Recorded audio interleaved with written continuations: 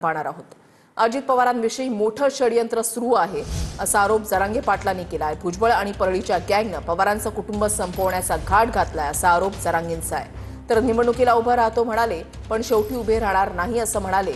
असं म्हणत भुजबळांनी प्रत्युत्तर दिलंय। सगळीकडे जाणार म्हणत होते, फक्त येवल्याला आले असं भुजबळांनी म्हटलंय। अजित पवारांविषयी सुद्धा प्रचंड मोठं षडयंत्र तयार करायला लागलाय। नसता परळीचं घराणं शक्यतो त्यांच्या विरोधात बोलत नव्हतं। परळीचं घराणं अजित पवारांच्या विरोधात बोलत नव्हतं, कारण परळीचं अर्ध घराणं संपलं होतं। पवारांमुळं अर्ध मुंडेंचं घराणं, परळीचं घराणं मोठं झालं। ते सुद्धा या छगन भुजबळच्या षडयंत्रात सहभागी झालेत संपवण्याच्या त्यांना।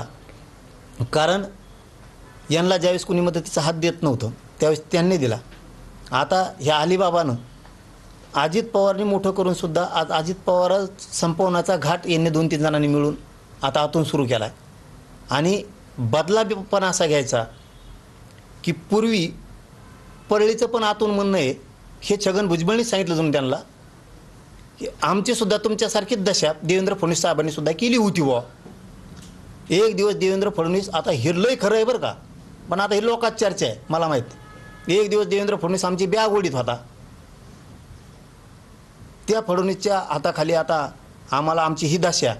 मग ओबीसीनं आतून एक मोठं स्ट्रक्चर तयार करायचं का न कळता, म्हणजे इतका मोठा गेम प्लॅन षडयंत्राचा यांनी तयार केला अशी लोकात चर्चा। पण यांना माहीतच नाही, तू आत्तापर्यंत छगन भुजबळ शरद पवार साहेबाच्या डोक्यात दगड घातला झोपीत, तू शिवसेना प्रमुखांच्या डोक्यात दगड घातला झोपीत, तू अजितदादाच्या डोक्यात घातला, आता फडणवीस साहेबाच्या घालणार। पण ते देवेंद्र फडणवीस त्यो इतकी लांब खोटा घालीन ना, तर खोटाच उपसायचा नाही तुला। आम्ही उभा राहणार सगळीकडे, सगळे गोळा केले, सगळ्यांचे लोक द्या, माझ्याकडे आणून द्या, माझ्याकडे आणून द्या, माझ्याकडे आणून पेपर्स। काय झालं, आणि शेवटला सांगितलं नाही उभा राहणार, सगळीकडे जाणार म्हणलं। आलं कुठे, फक्त येवल्याला माझ्याकडे। ते पण मी त्याला तोंडावर पाडून टाकलं, 4 मिनिटं चिट करून टाकलं त्याला, 2 दिवस तिथं बसून।